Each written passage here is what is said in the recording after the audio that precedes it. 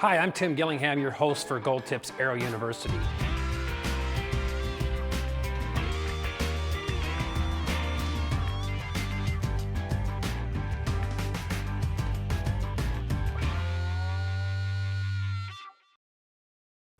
Today the subject is removing old Nocks, old Fletchings, and old inserts. We're going to teach you the proper way to do these three things.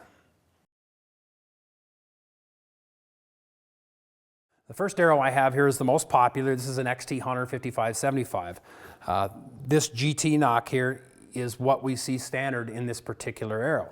Now, there's been a lot of work done on the Nocks in the last couple of years, and you're not going to see very many instances of breakage like this. You're going to see probably more bending and damage than anything. But in the case that you do see a knock that's broke off in a shaft like this, many people call in and ask, well, how do I get that out of the shaft?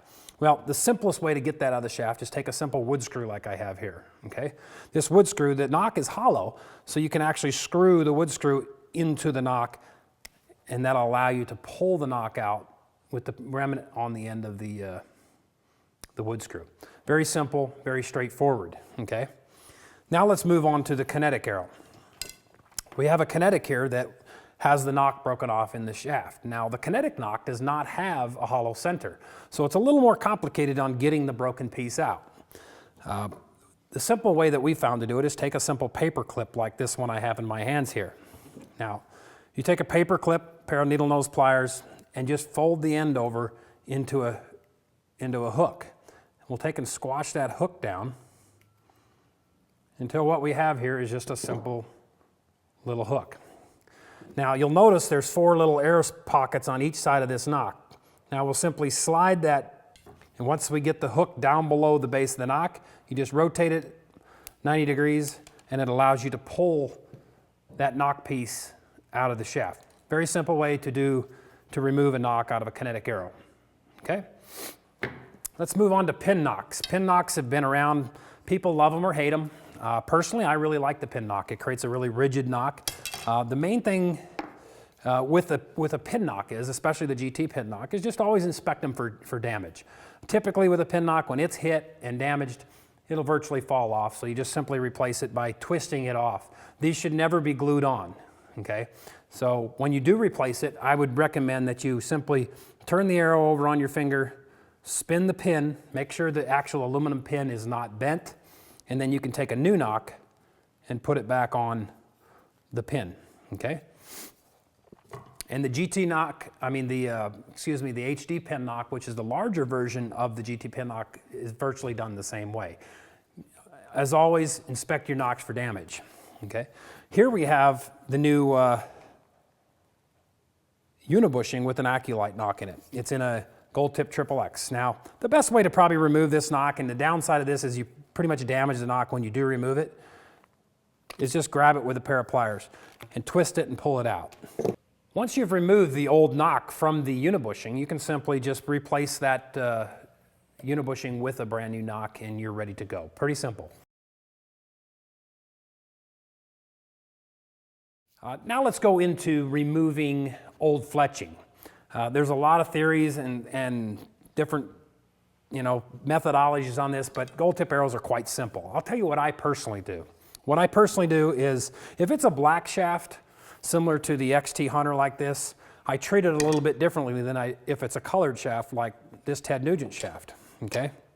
On the black shaft, you can either choose just to simply scrape these off with a knife and simply, scrape the residue off of the shaft and then refletch them. But what I like to do is I like to just basically get a jar of acetone like this and drop this shaft into acetone. Leave it in there for 10 or 15 minutes, rinse it off with water. Now, when we go into a Ted Nugent shaft or a colored shaft like our camo shaft, we have to be real careful with a knife because, as you notice right here, if I get too deep, I just nick that shaft. Okay, it doesn't really hurt the shaft, but it makes it kind of ugly. So it's real easy to kind of, if you get scraping, you can peel up the color label, the colored part of the shaft, okay? So to eliminate this, let's just simply use the acetone. The acetone will not hurt that. Now make sure when you're doing this that you remove the knock. The acetone will damage the knocks, okay? So just simply take your knife and trim the vein down to the base. Be careful not to get into the finish. We can then simply put that in acetone for 15 minutes, take it to the sink, rinse it off, and then we're ready to do most of our refletch. Okay, now that we've removed this arrow shaft from the acetone and rinsed it off, we simply wipe it down with a rag.